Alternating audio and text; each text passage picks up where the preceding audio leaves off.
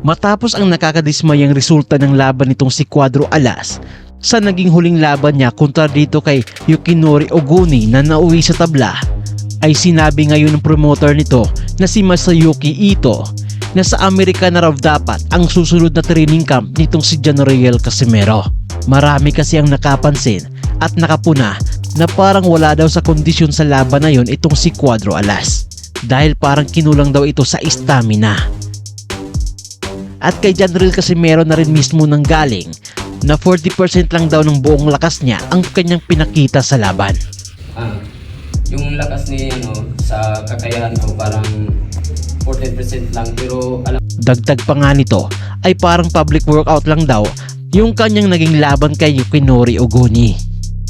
Kaya naman ang question ngayon ng Japanese promoter ni Alas sa Amerika na siya dalhin upang doon na mag-training. Balita pa nga ng iba ay sa wildcard gym daw umano ni Coach Freddy Roach ito posibleng mag-insayo.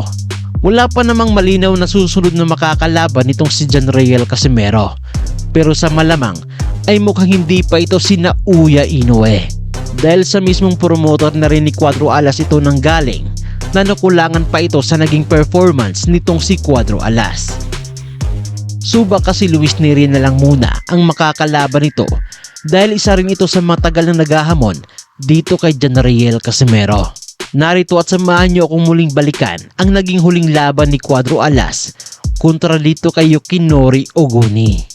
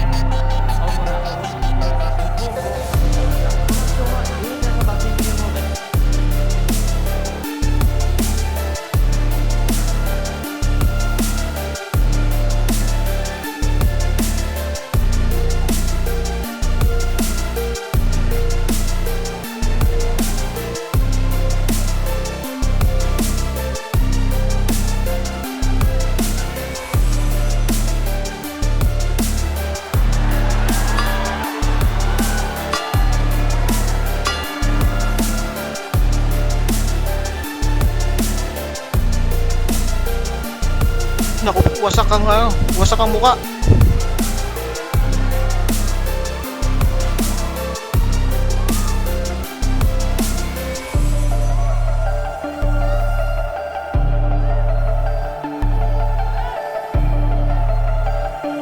Grabe, lakas ng tulo ng dugo mga idol, no? お